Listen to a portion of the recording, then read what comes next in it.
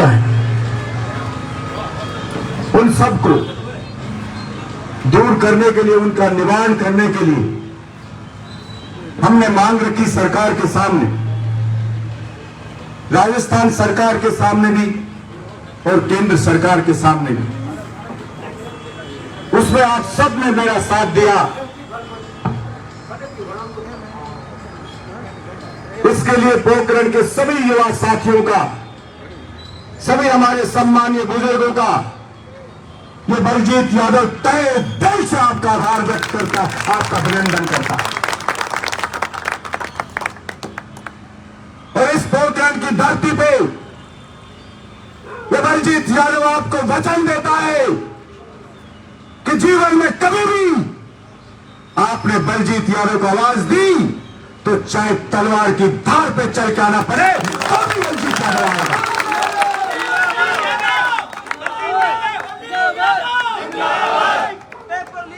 मैं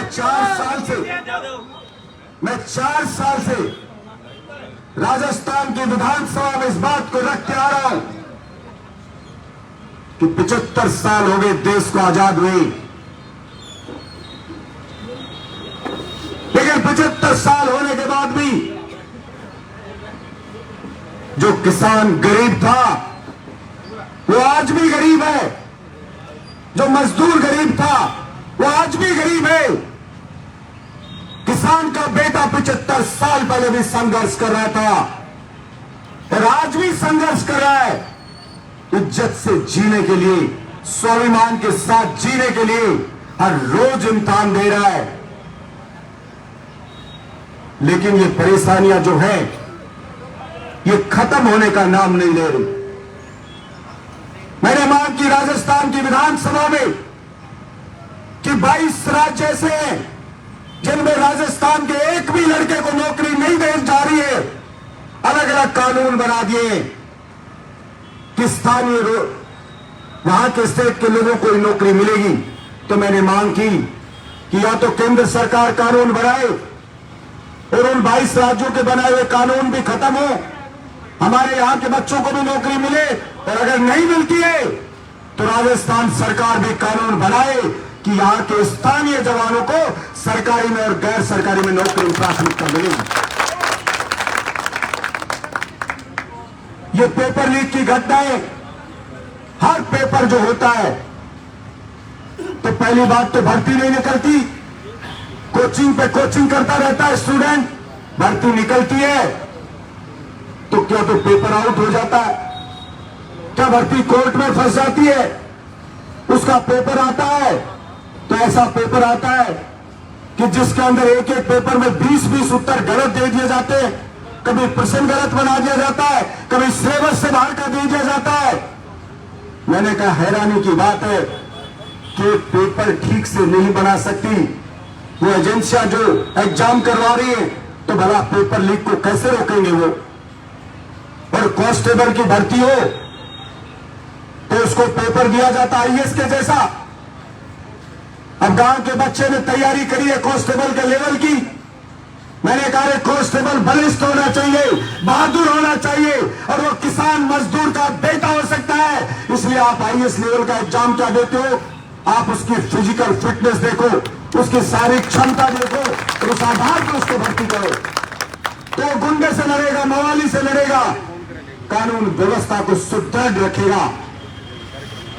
लेकिन पता नहीं किसी को समझ नहीं आ रहा, इतना टफ पेपर होता है, जो पेपर चोर के लाता है लूटने वाला, चूंकि वो तो लूटा हुआ रहता है, पेपर आउट रहता है, वो सोल्व कर देता है, उसका सिलेक्शन हो जाता है, और जो बेचारा पढ़ के जाता है ईमानदारी से, वो रोता हुआ अपने घर आ जाता है।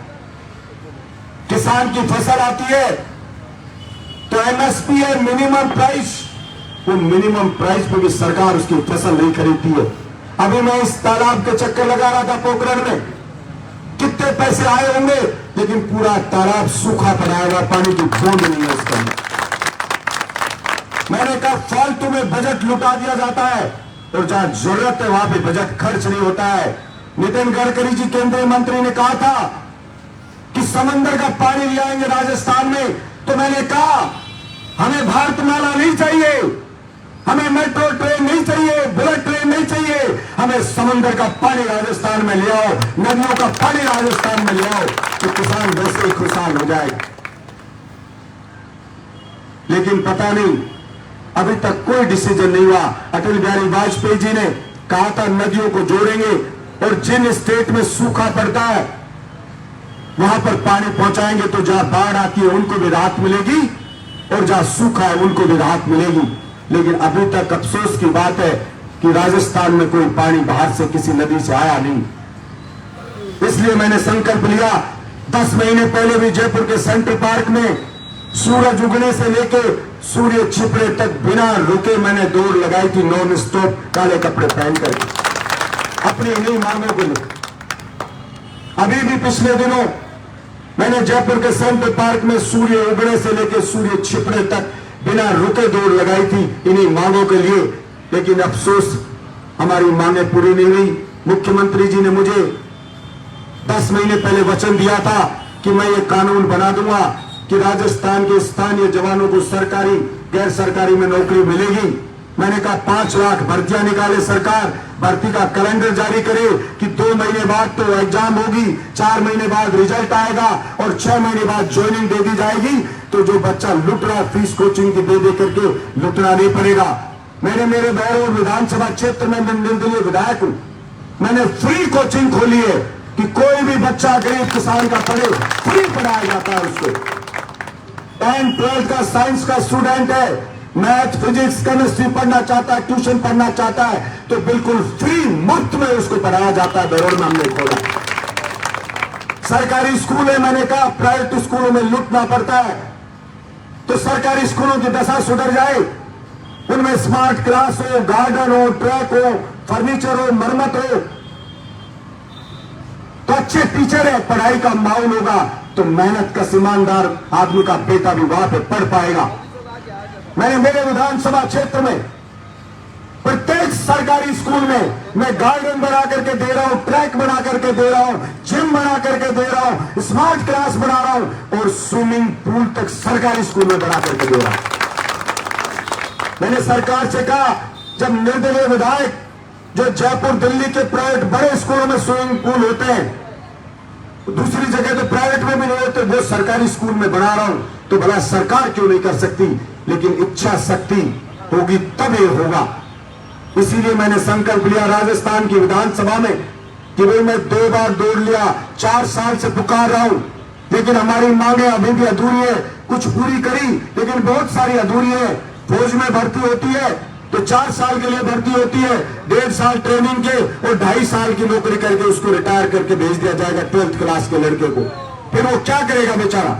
इसलिए मैंने मांग की कि सेना में जो 80,000 से 1 लाख भर्तियां प्रति वर्ष होती थी, उसी प्रकार सेना में भर्ती हो, जिससे कि किसान मजदूर का मेहनत कश बच्चा, मेहनती लड़का सेना में भर्ती हो सके। मुझे विश्वास है सरकार मांगेगी और मैंने सरकार को कहा, केंद्र और राज्य सरकार को संकल्प लिया विधानसभा में कि भाई मैं 200 की 200 विधानसभा राजस्थान में 200 की 200 विधानसभा के मुख्यालय पर जाकर के काले कपड़े पहन के दौड़ लगा करके और जागरूक करूंगा जनता को, और आपसे मांग करूंगा कि कहीं न कहीं आपको हम पे दया आ जाए कि ये एमएलए भाग रहा है, रोज दौड़ रहा है, तो इसकी तकलीफ को समझ करके और सरकार कहे कि हाँ हम तुम्हारी मांगों को पूरा करते हैं। तो मुझे पूरा विश्वास है। मैं तो और दौड़ना चाहता था, 12 बजे तक पोखरण में दौड़ूं, फिर जैसलमेर में शाम सूर्यास्त होने तक दौड़ूं। तो सारे युवा साथियों ने कहा कि आप जल्दी आ जाओ, जल्दी आ जाओ, सब लोग वेट कर रहे हैं, एक बार लोग बात करना चाहते हैं, इसलिए मैं आ गया। अभी मैं जैसलमेर जाऊंगा और सूर्य अस्त होने तक जैसलमेर के स्टेडियम में, वहां मार्केट से जाकर जो रूट बनाया उन्होंने, फिर वहां पुणे में स्टेडियम है, उस स्टेडियम में सूर्यास्त होने तक वहां पर दौड़ लगा करके जो मांग करूंगा कि जवान और किसान की मांगे पूरी करे सरकार। आप सबने इतना स्नेह दिया, आशीर्वाद दिया, सहयोग दिया, इतने से शोक नोटिस में, क्योंकि 2 दिन पहले तो मैंने ये संकल्प लिया और तुरंत यहाँ आया। ये भी देखो, तन्नोट माता जी का आशीर्वाद, रामदेव जी बाबा का आशीर्वाद, कि इतनी दूर जयपुर में भी कर सकता था, लेकिन मन में विचार आया कि मैं पोखरण की पवित्र धरती से, रामदेवरा की पवित्र धरती से इस अपने संकल्प की दौड़ की शुरुआत करूं।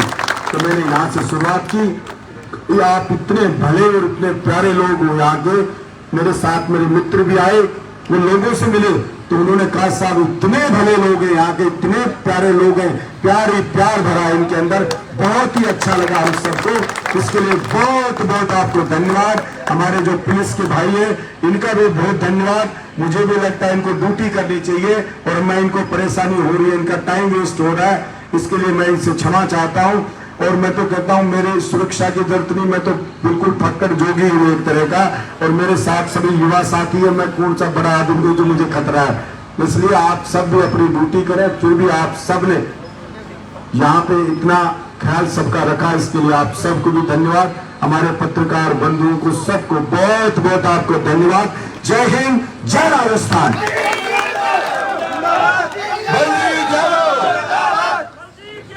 Bye.